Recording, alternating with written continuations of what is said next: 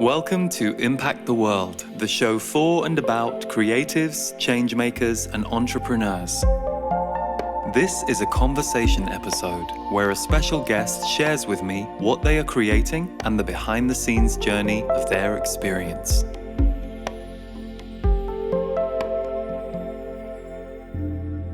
Hello, welcome to Impact the World, and my guest today is Sark, who for almost the past 40 years has been a force for good and transformation in the world of creativity, books, art. And one of the reasons I was so delighted to get to speak to Sark is a couple of years ago when she first came across my radar. I went to her website and I went to her store and I bought a few posters actually, but one of the posters I bought is called How to Be a Happy Writer, and it has sat on the side of my piano for the last few years. And so getting to speak to her about creativity, but also how we are creating our life and the habits that we can cultivate to maintain our connection to magic, our connection to the miraculous. And as you'll learn during this conversation, Sark is not at all a stranger to the lows of life or the really deep, challenging times that ultimately transform you, but when they're happening, they can feel deathly or hard to overcome. So this was a fantastic conversation, and I think you'll really enjoy what Sark has to share and how you can use it to create a transformation or creation in your life. And as ever, if you are a fan of the show and you enjoy what we put out here, it really helps us if you are able to subscribe, rate, or review over on Apple Podcasts, because it helps us reach more people with the shows that we create. And as usual, we will put notes in the show notes as to how you can find today's guest, Sark, at her website, planetsark.com.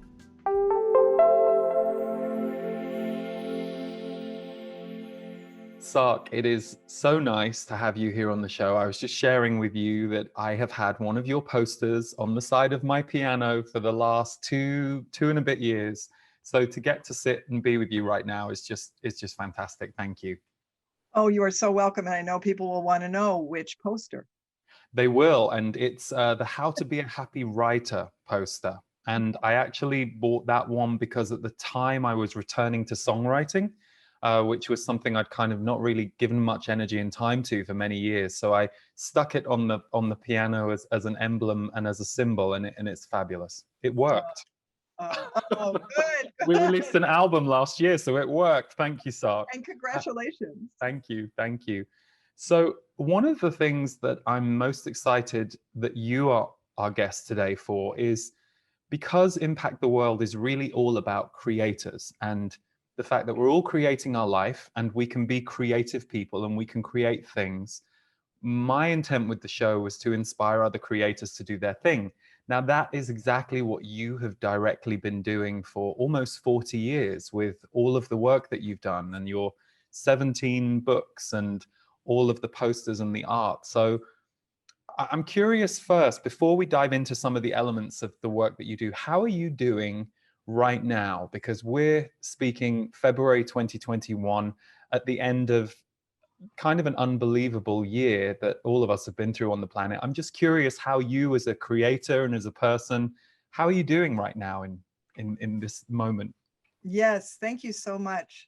And I want to say how blessed I am to have been living this creative life for all of these years, because in some way it prepared me absolutely for a pandemic. And I had no idea that it was doing that. You know, I was not only working at home, I started teaching on Zoom 10 years ago. And I designed my life to be such that I didn't need to go anywhere very often. You could say I'm an introvert with high extrovert skills. So my orbit was perfectly lovely for me. I mean, and I want to acknowledge anyone listening who's had to stay in and hasn't been able to exercise so I just want to acknowledge that, because I'm aware, living in San Francisco where I have a tremendous amount of privilege to be out in beauty in nature every single day.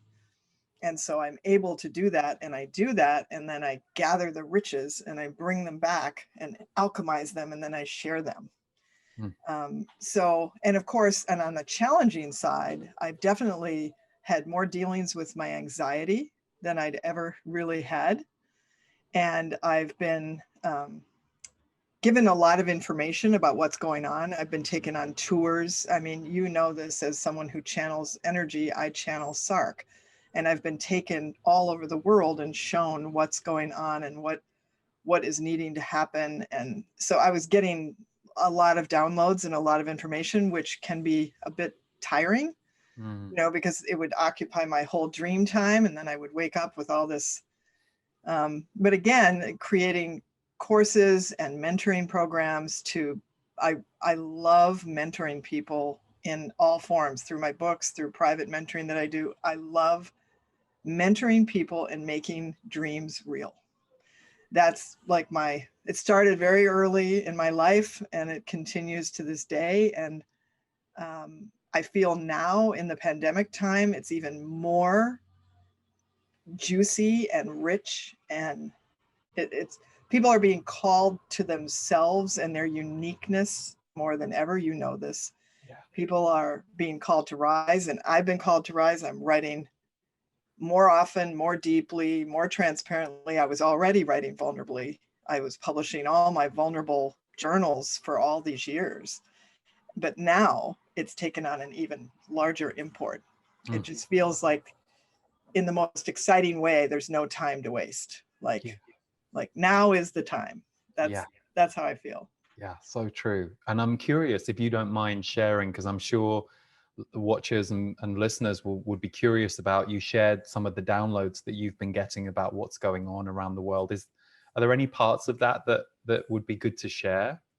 Well, honestly, I think your energy transmissions are so in line. I mean, whenever I hear one of yours, I'm like, yep, check, check, check. I don't think I have new things to say except to trust and continue.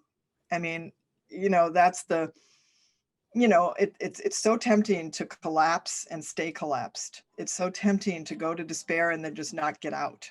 Yeah. It's so tempting to fall to anxiety and just let it run everything. It's so for people to do their transformational processes, whatever those are, and whatever their spirit and soul align with, and get even more clear about asking for help, receiving help. I like to say, ask again, ask differently. Like, don't just ask and then scurry away and say, see, it didn't happen. Mm-hmm. Mm-hmm. If it didn't happen, ask again. And if it still doesn't happen, ask differently. Yeah. You may need to ask a different person. You may need to ask more nakedly. You may need to ask with more enthusiasm. You may need to ask more calmly.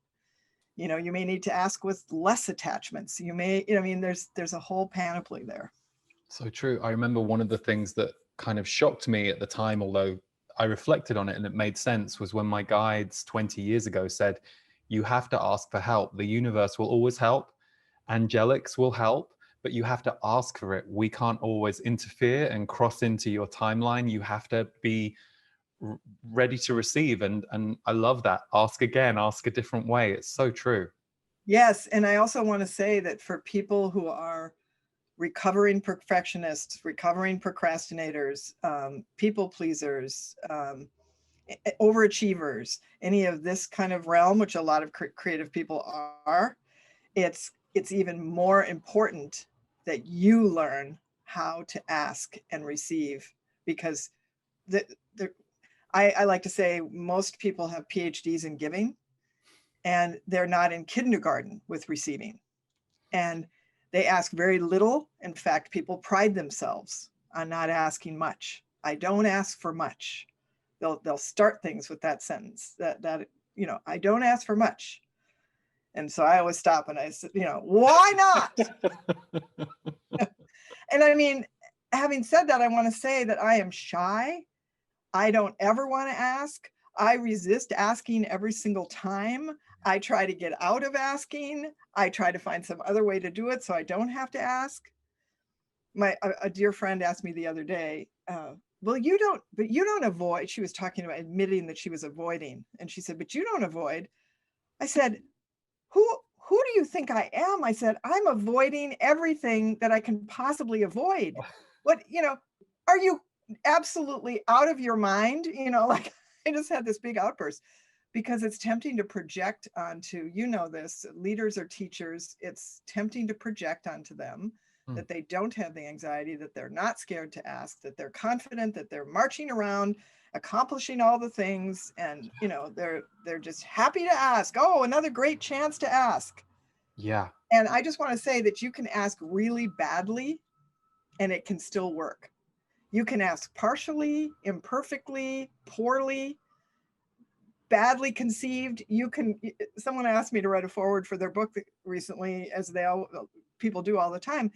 And she just stumbled and fumbled and said, I just need to ask you.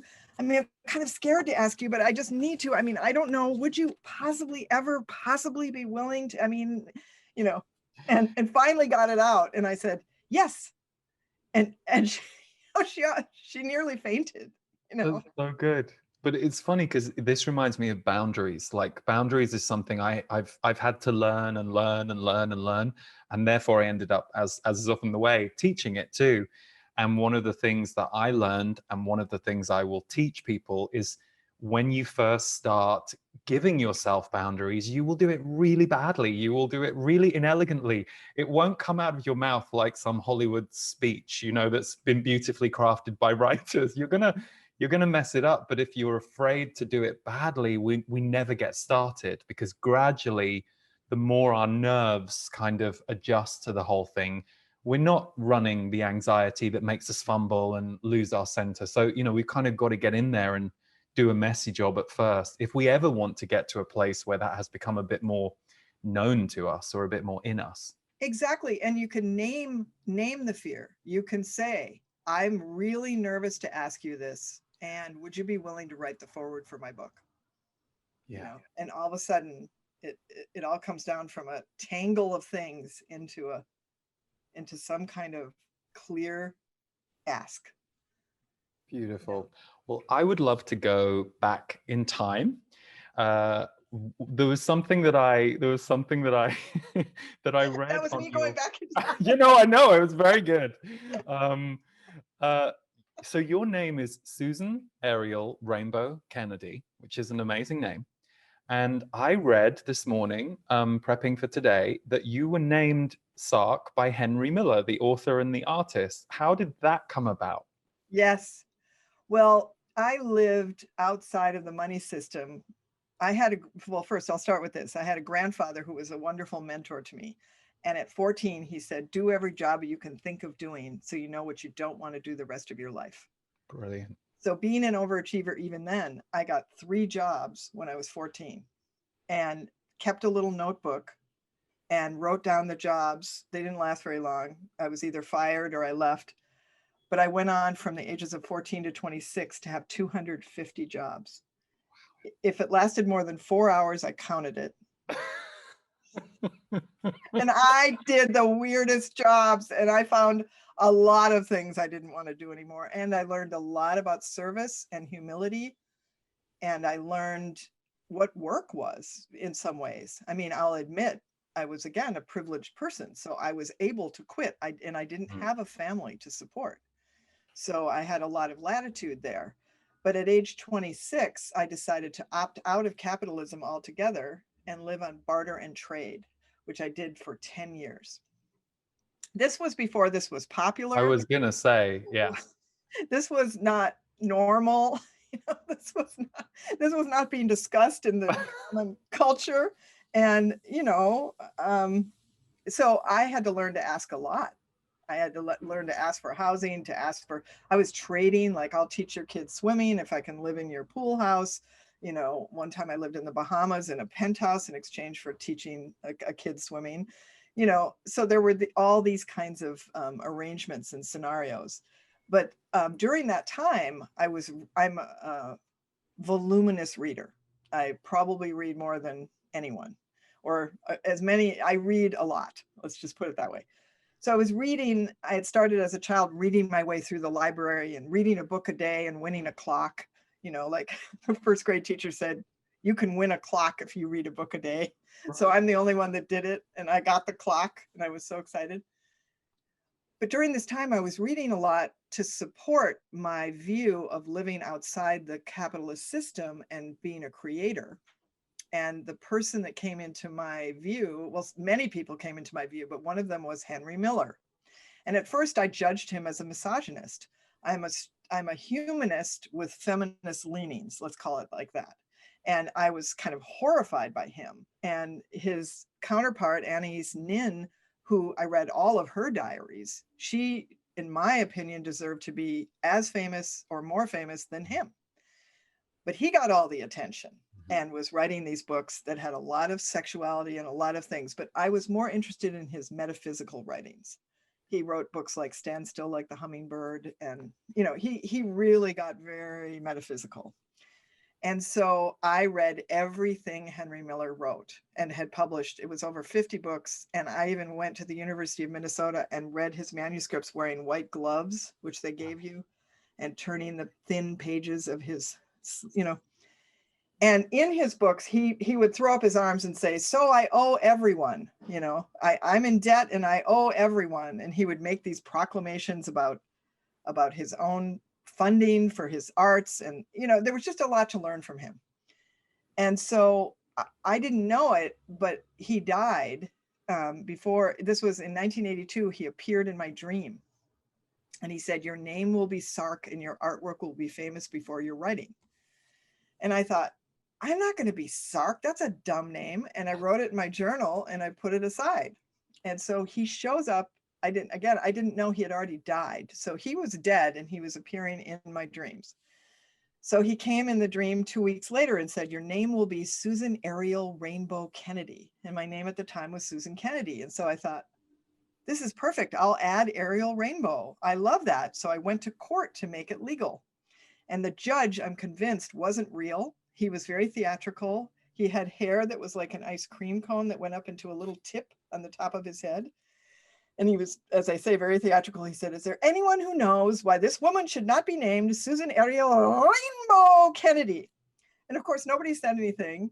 And he banged his gavel and said that it was done. And then I looked down, I had been doodling on a piece of paper while he was talking and realized that Susan Ariel Rainbow Kennedy spelled Sark. And I was like,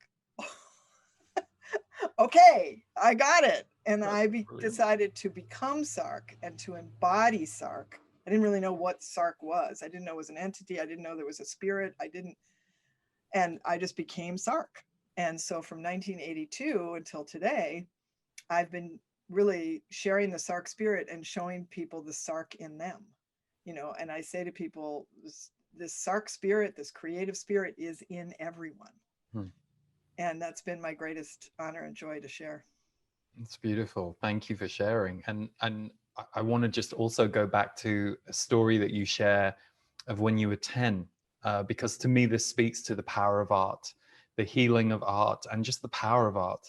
You said you had a best friend called Mr. Boggs at the time, who was 80 years old, and he went to the hospital, and you would send in stories and letters, and he said that it kept him alive. Could you tell us a little bit about that? Yeah, well, one of the difficult, challenging times of my childhood was that I was molested by an older brother. Yeah. So he had been my best friend, and then he was being molested by a neighbor, and then he in turn molested me. So I was desperate to escape this system. I had I had a wonderful family. I had a family that loved me, but this was going on, and no one knew it, and it was so awful and scary. And so I started finding ways to be out of the house and away.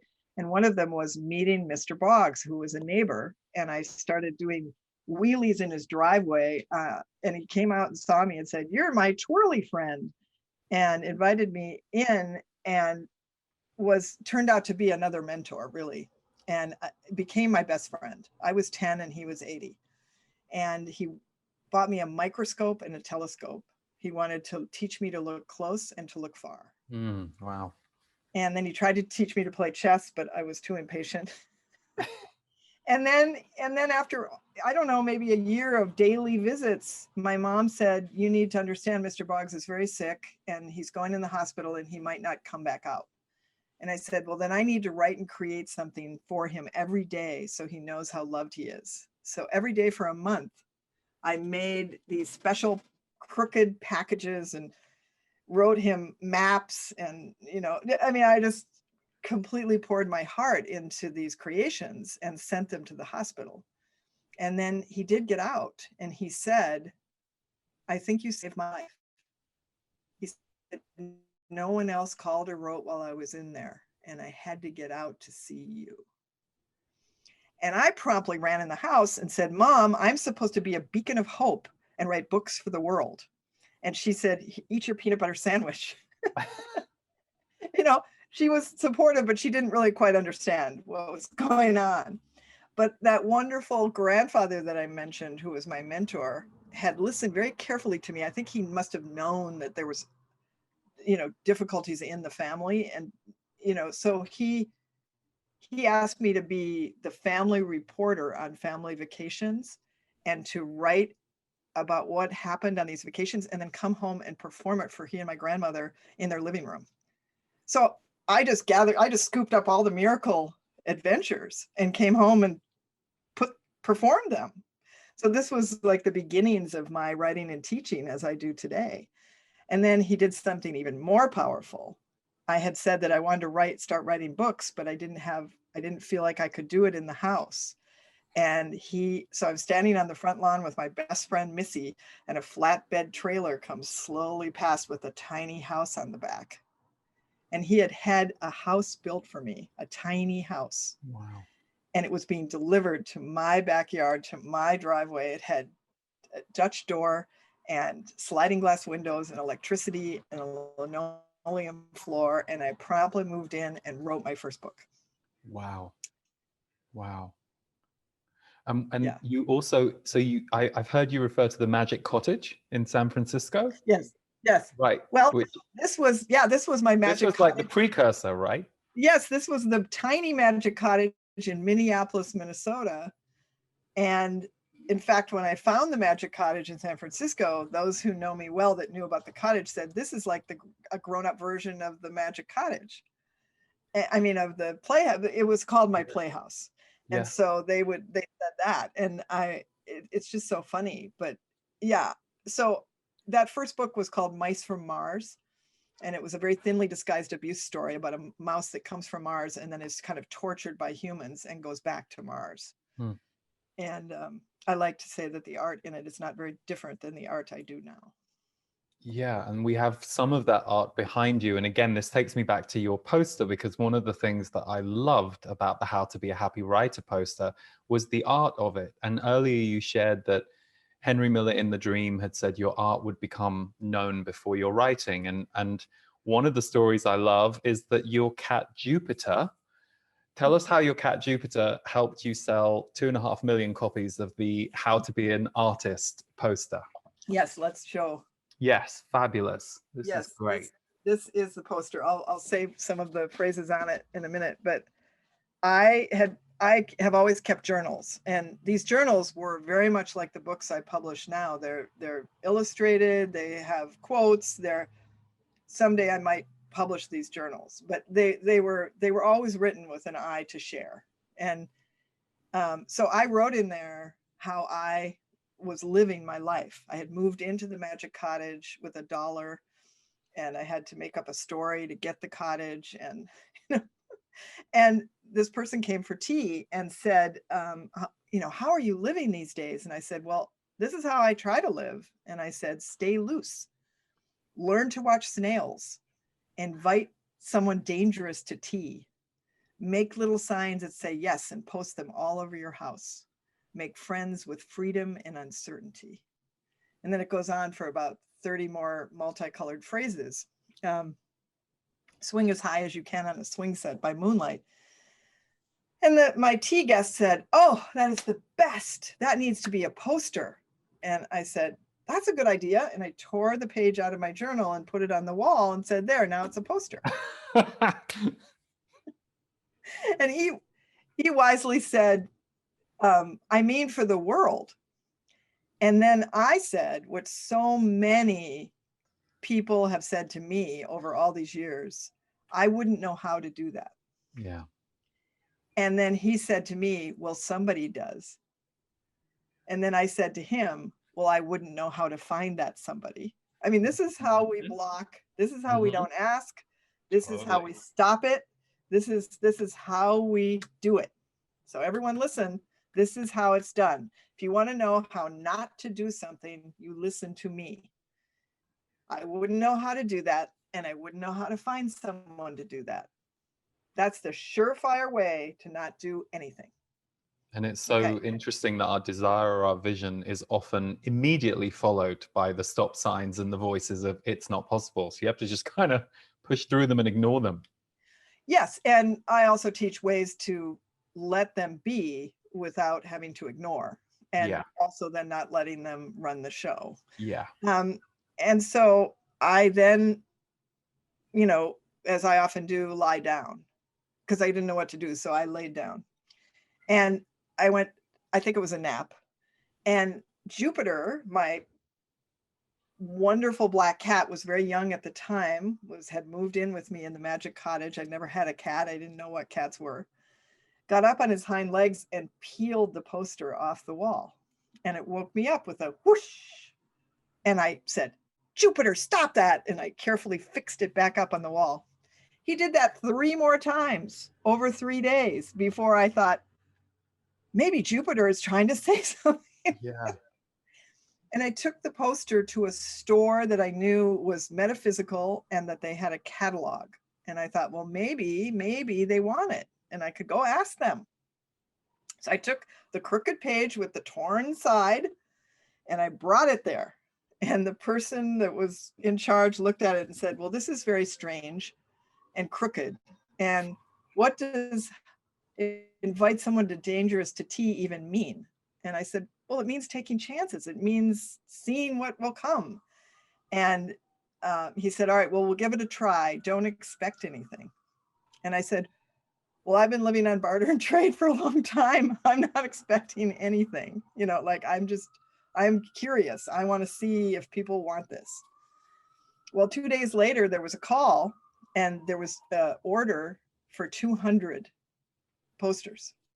And I thought that was great until I realized I had to handwrite them Ah. because I had said they were handmade.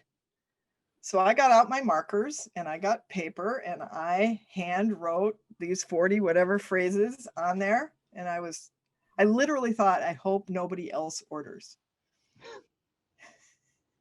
And the next day came an order for 500. I got pretty scared and I think I hand wrote 300 of them. And at the end I said, I can't do this anymore. I can't handwrite these. And so I looked and I saw that it said handmade. And I thought, okay. So I got creative and I got high quality color Xerox and I hand tore the edges of that. And then I mounted it onto French rag paper and hand colored the edges of that. It was still a lot of handwork, but it was a piece I was proud of. And it was beautiful and it felt worth the money. And I was happy to do it. And I became a little factory in my magic cottage. Well, actually, I borrowed the neighbor's garage and I had to dash out of there whenever they came home so they wouldn't know I was in there. I had spray mount that was so thick on my goggles that I would crash into things as I was trying to get out of the garage space. And I made 11,000 by hand. And at the same time, I was channeling 18 other posters on 18 other subjects. How to be really alive, how to really love a child, how to forgive your father, how to relax about money. I don't even remember all of them, you know, ways to be with angels, just, you know, all of these posters. And I thought, there's no way I can do all this. I better start a company. And friends have teased me. They're like, why did you start a company? Like, why wouldn't you say, I need to find a printer or I need to find a manager or, you know, like, and I said, because I had a vision of books and of speaking and of going around the world. And I knew that the books wanted to really be out in a big way. And I felt the company would support that.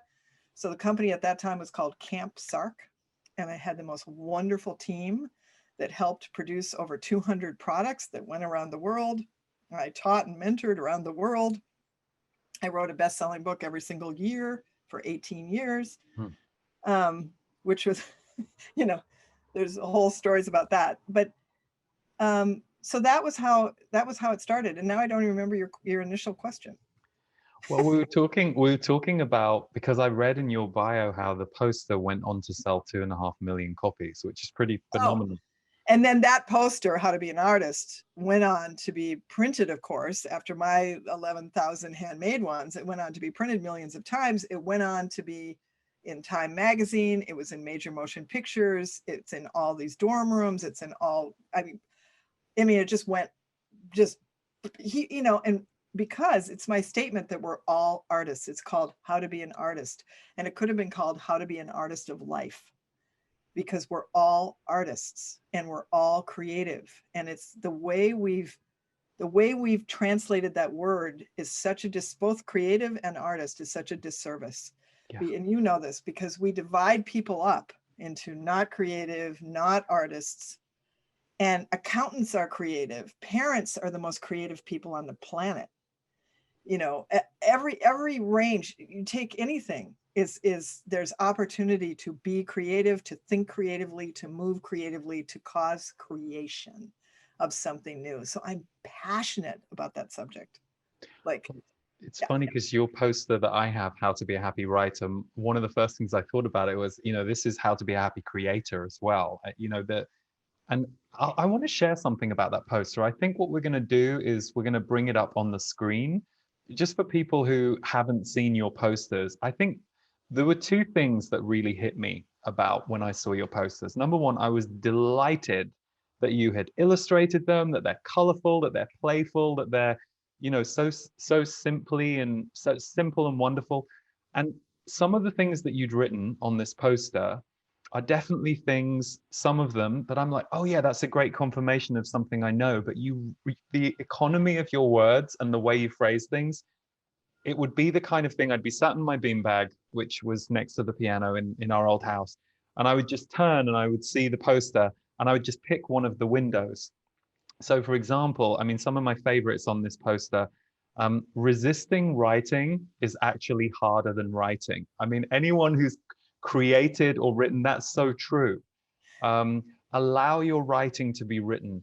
All writing needs a human channel to bring it down to earth. That's you.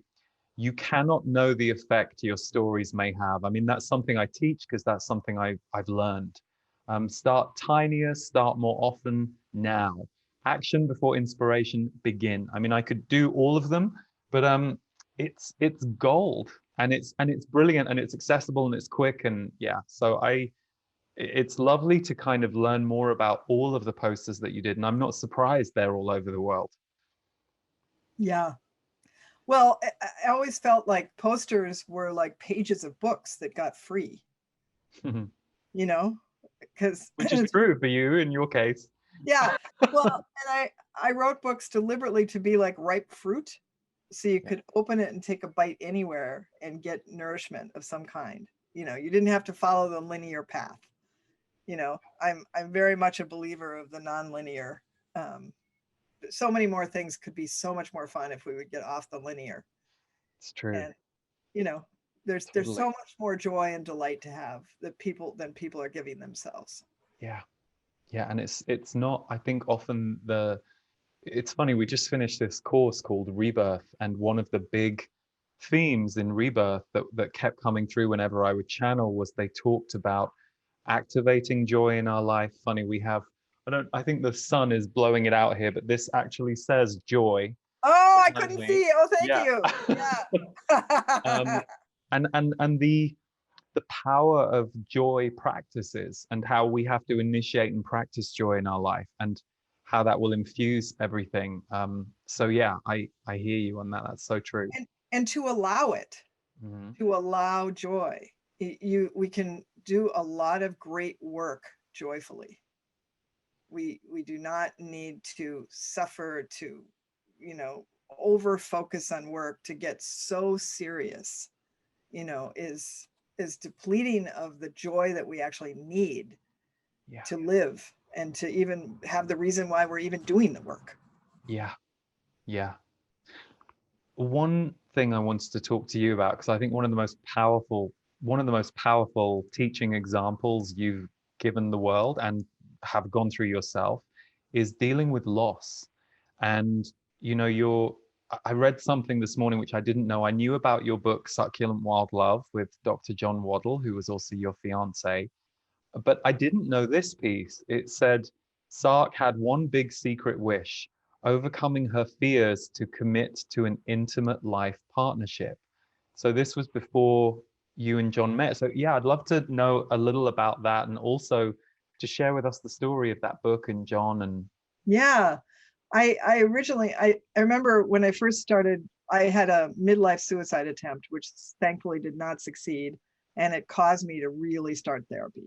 I mean, I dabbled a bit, but this was a full on Jungian psychotherapy that was deep and went on for 14 years and really um, helped me claim myself back and my, and I hadn't had what could be called like nourishing, healthy relationships, intimate partnerships. Really, I specialized in long distance ones. I spent some time, I just done all the things that I never had that full on. I'm in love. I'm going to live with you. I'm going to do my life with you. I yeah, hadn't had that, and I was so grateful to do that therapy and to be mentored in releasing and learning about, not just releasing, but learning about the places in me that didn't believe that was possible for me. I mean, when I started in therapy, I said, I don't want to be this big creative head that just makes all these incredible things, but then has this limited personal, intimate life. mhm, That was my fear. Like I could see it. I'd be the classic example, great on stage, not so great on the couch with one other person, yeah, you know, and I wanted to develop my intimate skills. And I knew that deep therapy was probably the only way to get there. So I did that deep work and continue to do that deep work. I want to say it's just not something you check a box and now you're done. And I went through layers and levels, and I work with someone now with internal family systems. If you know that work, it's really that we all have parts of ourselves, mm, and it's about learning to love and integrate all the parts. mm, So I started conceiving. I went to a group. I what did I do to start? Well, I sort of asked people to be my love mentors. And I would say, could you see me in a partnership? And people would kind of say, well, of course. And then they'd say, and you have some work to do. right, As my right, younger brother, Andrew, said, you're likely in love with the idea of a partnership, but right, not with the real person, like he was, you know, siblings can say things in a way that's direct and, yeah, in a way that other people couldn't. So I just started studying, and I went to I love looking on the internet. I wish people would ask more things on the internet, because I ask everything. People are always saying, how did you find that? Well, I asked. I write the most outrageous things in the search box. And yeah, I wrote, how to be consciously single and really happy. Like, tell me that. And lo and behold, there was a group called Consciously Single. And brilliant, so I thought, I'm going to go to that group. And so I was really scared, but I went there. And in the small breakout groups, I finally managed to say, I would love a great, big, intimate love relationship. And after I said it, I waited for the 4 or 5 people in the group to start laughing. I mean, it's so poignant to me now. Like, I thought they would laugh at me. And of wow, course, what they did was say, oh, you can have that. Of course, you are so lovable. We can see it. We know this is you. You have this heart. And I thought, okay, okay. And so I went, actually, I went on a cruise, a metaphysical cruise. And on the cruise ship, I met Dr. John Waddell, and he was actually shopping for a new love. He literally thought of it that way. His beloved wife had died 9 months before, and he said, I did not want to live the rest of my life out of partnership, and I wanted a high level, incredible person. Mm. and he was interviewing people. And Wow. when it came time to, it's a whole story, of course, how this happened, but we were walking on the promenade deck and he said, "I want you to know that I'm qualified to adore you." That's so great. That's so And great. I just thought, I'm going to marry him. I mean, it helped that he was a psychologist. So I felt that he was I felt like, Yeah. I liked that he said he was, and I could tell it didn't come from there was not a manipulation in it. Mm-mm. It was Or a just, need. no, it was just from spirit. And he said he had no idea he was going to say that. And he just said it. And then I said, that's it. And 2 months later, he moved from Columbus, Ohio, across the country, in with me in San Francisco, where we lived so happily for the next 4 years, so happily that we decided we wanted to share that love. And he put all of his psychology and I put all of my psychology into this book called Succulent Wild Love: 6 Powerful Habits for Feeling Love More Often, Feeling More Love More Often. And then we turned the book into the publisher. And the short version is he had a stomach ache. And we went to the hospital and we found out that he had stage 4 cancer and it was terminal. And that began a 9-month journey of healing and exploration and every kind of trying to understand and trying to heal. And then he did die in my arms in 2016 in March. Hmm. And it had been my greatest dream to have the love that I shared with John.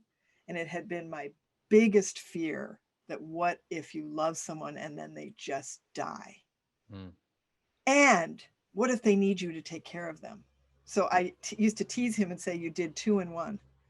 I had to take care of you and then you died. Hmm. And that deepest fear became one of my greatest blessings of my whole life, because it deepened me. It deepened. And I mean, I'm not recommending this route. But I'm saying that the alchemy that I was able to do as a result of John's physical departure, if I say death, he's right here in my ear saying, I'm not dead. Yeah. He's everywhere. He Yeah. loves mentoring now, and anyone listening can call on John and he will help you. He's helping people buy houses and find money and find love. And, he's just very busy. So, and then of course I want to emphasize it was the deepest devastation I've ever known. I didn't know if I would survive it. And I've never grieved like that. And it was just it was every bit of the nightmare that I was afraid of. And so I Hmm. want to emphasize it wasn't just, and then I learned, and then it was Yeah. Yeah. wonderful. Yeah. It was, I think it's Rumi that calls it was the pick and shovel work. It was the deep work of going through all the would have, could have, should have's, all the things I wish I'd said or done, all the things I wish he'd said or done, all the therapy that had been done, all of the alternative medicine and standard medicine things that had been done, and all of this. And I remember this same wonderful brother of mine, Andrew, my younger brother, who I'm very close to, said to me, I said, Andrew, I don't know how I survived that. And he said, you didn't. He said, you thrived it. Hmm. And it was a huge compliment from him. And I knew it to be true. Although it doesn't take away the pain, but it gives meaning and it gives a doorway to a new place. And the new place was my asking again for another great love. Because I thought, I love this. I loved being in intimate partnership. I didn't know how good I was. I'm it's it, I'm way more suited for it than I knew. And but I want to hasten to say I wouldn't have been suited for it younger. When I was younger, there were way more personality things and things that would have obscured my ability to be intimate and be connected like that. Yeah. So I hired a love coach and had a wonderful experience, a matchmaker, and had a wonderful experience. I joined something called Calling in the One, and met with a small group for 12 weeks every week and explored the attachment styles and all the things. I became like this laboratory, like what does it take to, at this age and in this stage of my life to find and create really another great love. And then I started to feel pressured and like, oh, this is never going to happen. I did some online dating. I met some wonderful men, but none of them were none of them were a match for what I wanted. And finally, I said, you know what? I'm going to give up and I'm going to date the world. I'm going to date the world. So I wrote, I'm dating the world. And then I wrote this passionate rhapsody about all the ways I was dating the world. I was in the cherry blossoms in Vancouver, and I was in a private ranch in Big Sur. And I was reading poetry in my house lying upside down off of my bed. And I was just I was in a love affair with the world. And that email was received by a man named David, who then called me on the Inspiration phone line, which is a phone line I started over 25 years ago so that my readers would have a way to communicate with me. I was being so intimate with them in my books, and I felt that they ought to have a place to be intimate with me. And so he had been told about me 8 years before by a female friend who said, there's a female version of you, and her name is Sark, and you need to reach her. So he listened to the inspiration line message and left me a message 8 years ago, but I was nowhere near, I would never have been ready for him at that time. So in May of 2018, he called that line, having read I'm Dating the World. And there's a whole story about how he even came to get that email, a completely wild story where he should never have gotten that email. But, got that email and called the line and said, hey, I just love how you live. And that's how I live too. He said, like, loving the world. And he said, I just love you. He said, I love you. I love you. I love you. I love you. I love you. I love you. I love you. I love you. I love you. I love you. I love you. I love you. I love you. I love you. Is this too much? I love you. I love you. I love you. I love you. Hey, my name's David. Give me a call if you want. Wow. Oh, that's so good. And I felt like he's either my soulmate or he's someone I might not ever want to talk to. Yeah, yeah, yeah, yeah. But I called on May 21st, I called him back and we talked. I think we laughed for the first 5 minutes with no subject. I mean, there was such a connection. And then we talked for 2 hours. He was living at that time in Massachusetts. And we proceeded to talk every day for 3 months. And really, I mean, in depth, 2.5, 3.5 hour calls of every variety, and really, really got to know each other. And then we decided that we wanted to meet physically because none of this was on video. It was all on the phone. And so we decided we would meet physically. I would go to his house in Massachusetts and we would call it a honeymoon. We would call it our first honeymoon, and we would skip the marriage, just going straight to the honeymoon. And it wasn't until I was on the plane that it really sunk in that I was going to live with this unknown person in their home for ostensibly 2 weeks. However, we had done a fabulous job. He'd set up his whole lake cottage as a honeymoon suite, and he'd done everything. He'd gotten all my favorite scents, my favorite sheets. He'd replaced the hot tub water from chlorine to bromine. He'd gotten a new canoe paddle. He'd made it into a Shangri-La. And I had my own room, which was one of my requests. So we did do a good job at setting ourselves up for the best possible first date, which was a honeymoon. So Wow.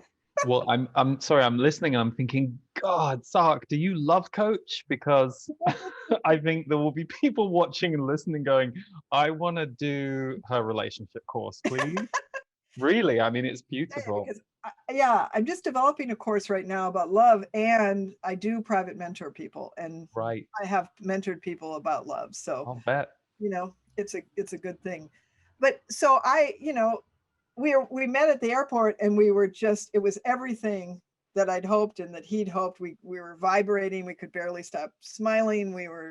The car kind of floated back to the lake cottage. And then by the next morning, I was looking up flights to get out of there. because I want to make sure people hear. I mean, this is these, you know, I insist on the real stuff. Hmm. And I insist on transparency and vulnerability. And I just cannot skim the surface. Hmm. So he had been a Hollywood movie producer for many years, living in Malibu, had gone back to Massachusetts to help his family business and gotten into some difficult things with the family business, and really was not in a position to be interacting with me at that on that next day, and got in and really became sort of cold and distant. Mm. And I thought, that's it, no, Hmm. I'm done.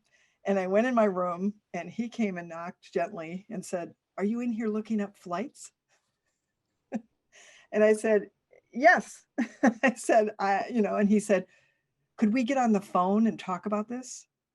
Because remember, the phone is where we'd established our intimacy. Ah, okay, okay. So he's in his room and I'm in my room, and we proceed to have a 2-hour conversation.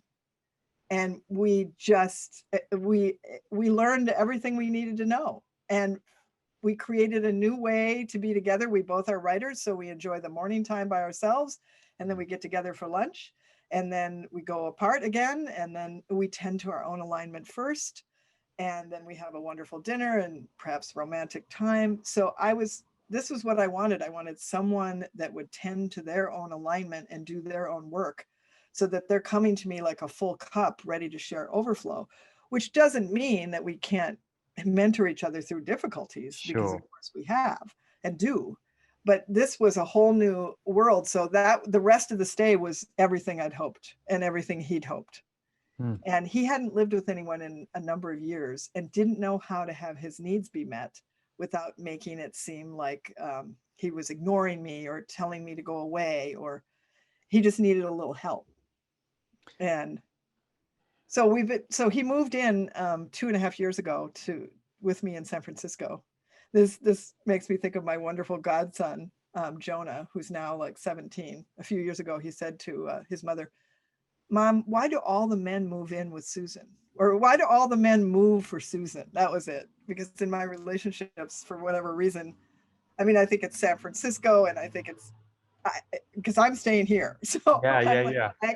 I'm like the magnet that pulls, But so we're extremely happy, and we're creating together, and we're living together and loving together. And it's another great love. And John immediately said, "I love David."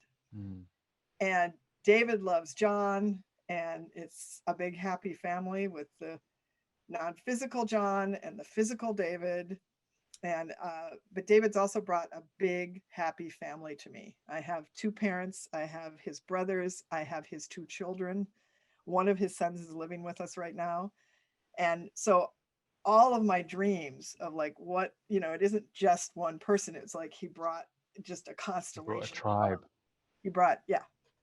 So good. Wow. It's brilliant. But I also, what I love about it, one of my favorite topics, and maybe and Stephen and I talk about this. Stephen's my husband. We've been married for 3 years. We've been together for 5.5, and we're both each other's longest relationship. And I love the kind of ups and downs of it all, and like getting to talk to other couples about how you navigate the tough times versus, in my 20s, it was like, uh-oh, roadblock, I'll bail, or they Yeah, bailed on me, or, yeah, it's like, yeah. because, that whole story you're sold, the romance, and of course, romance moves in and through, but it's not constant. And if it disappears for a while, then there's something that you can, as you have described, reconfigure and learn about and learn from, and how to be with each other. It's beautiful. Yes. Yes. And I saw you nodding. I mean, I think that to be vibrantly, romantically in love with yourself and then share that, rather than trying to get like feel like a half empty cup trying to get filled. Give Yeah. me a Valentine, give me a text, do this for me, you know. When you do those things for yourself, and yes, I send myself my own texts and tell myself, you're doing great, I'm so proud of you and I love you, What was the last text you sent yourself? yes, you can do it. I love it. I love it. And earlier this morning, I put on one of your Facebook videos and you were giving yourself a self hug. And I thought, God, I haven't done that for a couple of years. I used to have that in my head, like to do that. And yeah, it was just fantastic. These little actions that we take, which I think is so important because my expectation that a lot of viewers or listeners to the show who haven't met you before, they will be in that, wow, she's so vibrant, she's so, but there are reasons that you are maintaining that and that you are building that, and you're also deeply honest about when you're not vibrant, what you do. And I think that's the missing piece still in our society. Oh, it's so, and thank heavens it's starting to change. I mean, Exactly. social media is starting to have some transparency. People are starting to say the tough stuff, the vulnerable stuff, and as I said, I've been writing about it all along. I've written about it so extensively in my books that sometimes, people are there in the audience like, why am I here listening to this, listening to this person? Like I see them,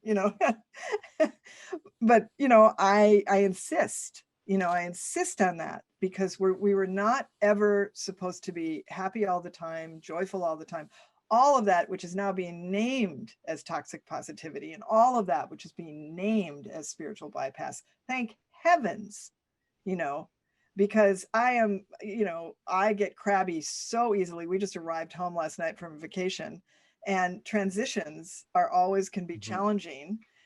Came home to all of these mishaps and misunderstandings, and things weren't done or things were different than I thought. And I had a complete flip out, you know, and because I practice what I teach and do my own feelings care, I'm able to go and do my feelings care without having to act out on the people Mm. around me in harmful ways, so that, I'm in my room sobbing and writing my feelings like, how did this happen? What part got triggered? I'm looking for, instead of blame, what happened to me that I got so affected and so upset, you know? So Beautiful. yeah. And I think that we just have so much room for everyone to tell the truth faster and to admit the things. And it is in all of our, what everyone finds the most endearing about you is everything you most want to hide. Mm. And, so I just say to people, let it be seen, let yourself be known. I always say, you are seen, you are known, you are loved. And I mean that in its entirety, not just in the shiny, not just the glitter. She wrote 18 books and she's, Yeah, yeah. I'm talking about sobbing at 3 a.m. or going to see someone and thinking it was the love of your life and they're cold and distant and you want to leave, you know, all that stuff. And again, that's what it is to be human, and to be human together and be witnessed in that and not live in shame and isolation for fear of being seen Mm. for who you really are. Mm. And I maintain that we all can turn the dials down on all of this crazy overachieving and all of this, turn the dials down and find out that no one even really notices. Like, Mm-hmm. if you think you're, So I true. have to do it like this, and just So people, true. people operate at 8, 9, and 10. They can be down at 4, 5, and 6 and do just fine. So true. It's so true. Yeah. And I also, it's funny because it takes me back. So I'm talking about, I was 16 years old, almost 30 years ago, 28 years ago. And the Oprah Winfrey Show came to the UK, or maybe it had been there for a year or two, and I just discovered it. And that show to me was food, because I'd never felt so nourished by the honesty that Oprah was inviting her audience members to share. Because back then Yes. it was very much going Yes. into the audience and talking about real life stuff. And especially in England at that time, which was more repressed around emotional expression, this was like a revelation to me, but it was everything I needed. And so I've always found such a solace and comfort in hearing the underneath and the behind versus the shiny picture. Because as you just said, someone else or even I could say, "Oh, you've written 18 books." To you, I might look at 18 book covers, whereas whereas actually you would say, yeah, I can tell you my life journey that every one of those books represents, and who I was and where I was living. And it's so interesting when we focus on the outside without really feeling or knowing what's underneath. And yes, exactly. And then not doing the work, not to project or idealize leaders or other people and think that they have answers. They may have things to teach and they may have things to mentor, but they do not have answers for you. Mm-hmm. And this is what I'm always telling people: your intuition, I call it inner wise self. I mean, your inner Sark knows everything. And people aren't asking. They're not asking this part of themselves. And so I'm always talking about this: ask again, ask differently, because I see the results and I see it for myself. And again, to do it imperfectly and badly and poorly and partially, amazing the miracles that can happen. Which goes back to your poster, which we've talked about, and we're gonna wrap up our conversation in a minute. But one thing I'm happy to be able to share with everyone is that you have a gift, and it's how to be a happy creator, and it's Yes, a I have it right downloadable here. book. It's a 37-page full color book of every practice and process that I've been talking about, plus some that I didn't talk about, including my micro movement method, which is a way to get things done, start tinier, start more often, and get things done. It has my inner wise self intuition course. It has my inner feelings care, and it has how to change the dialogue from inner critics to a more nourishing dialogue, not to get rid of them, not to ignore them, but to live with them, to live with these parts of yourself and not have them be in charge, but instead have you and your intuition be in charge. And Beautiful. Lee, thank you for doing a show, Impact the World, which does go underneath. And because people want to hear real people talking about real things. And that's how we learn. We don't learn from being told, we learn from being shown. Yeah. And if my life and anything I've said can be any example, I would want it to be, honestly, it comes down to, again, live your dream, share your unique gifts, ask again, ask differently, and do your transformational work. And this is why I'm developing courses now about habits. How do you have the habits that underlie all of this? So I'm taking these core teachings and doing new courses, and I'm just finished a new book. So there's Congratulations, because you said you've just finished the first draft, and I know that a book is a big thing, and it's called Living Mostly Wonderful: The Surprising Gifts of Terrible Things. It's so good. Yes. There's so many terrible things and so many wonderful things, and we can become really alchemists and blend the two together into a brand new mixture for healing and change. And then that can be shared. And it's so exciting. And I love the resilience and the magnificence of human spirit. And I love being in this life, of this life, and also being able to bring things from other realms through the spirit of Sark, and really show people that the spirit of Sark is them too. Well, I love your vulnerability, I love your brilliance, and I love your courage, and all the other facets of you that that we got to just have a tiny taste of today. But I know anybody who's watching or listening who wasn't familiar with you, I'm sure they're going to now be checking out the things you do, but also taking away from this just the reality that we can all create anything for ourselves if we put our mind to it and we take the tiny steps, whether it is a book or whether it's just a new way of life, or whether it's asking for love to come into your life and letting the results surprise you. And I would add mind, body, heart, and spirit, because if you stay, this, if we just go with our mind, it's not going to be the full picture. But if we involve all those other parts of myself, and then I forgot, I made a note to tell you that I am reopening my magical mentoring, private mentoring program in February soon. So I think I have space right now for, we already have a waiting list, and I think I have 6 spaces left. Fantastic. So I'm Okay, very excited about that. great. And this can be found along with everything at planetsark.com, your website. Yes. Brilliant. Yes. Or I don't know if there's a different link. They don't let me get involved in where the links go. That's great. Well, we'll put a link to planetsark.com, and we'll also put a second link to this wonderful gift book that I'm going to go and download, How to Be a Happy Creator. And I just want to say one last thing to you, which is just I'm curious because you're in the creative process right now.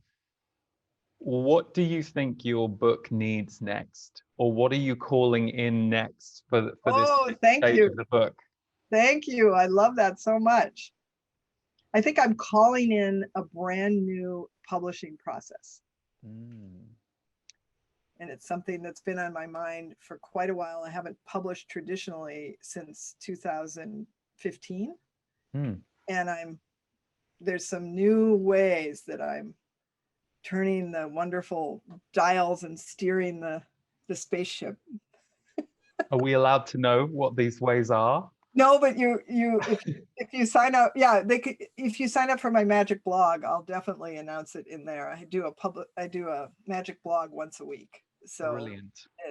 I'll be, announcing and sharing. Oh, And great. it's going to be it's exciting because if it works as I intend that it will help all the other creators too. Fantastic. Fantastic. Well, thank you and good luck. And hey, keep asking, ask differently, yeah, I'm sure Ask I have no again. doubt that you're going to be sharing it with us soon. Yeah. Well, thank you. This has been a delight for me personally, and I know for the people who tune into the show.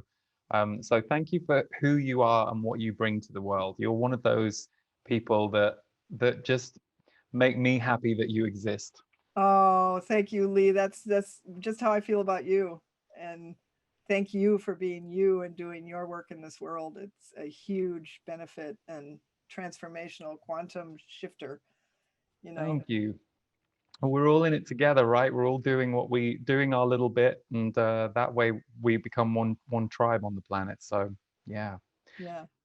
Well, lots of love, Sark. Thank you for Thank being you. here. And to everyone who tuned in, you can visit planetsark.com to find all of Sark's work. And we'll also put links in the show notes as usual, including to where you can download Sark's wonderful 37-page book, How to Be a Happy Creator. Big love, everyone, and thank you for tuning in today. Thanks so much for tuning in to this episode of Impact the World. And if you want to go deeper and more in depth with my work, you should check out my members group, The Portal. You can find it at my website, leeharrisenergy.com, or visit theportal.world.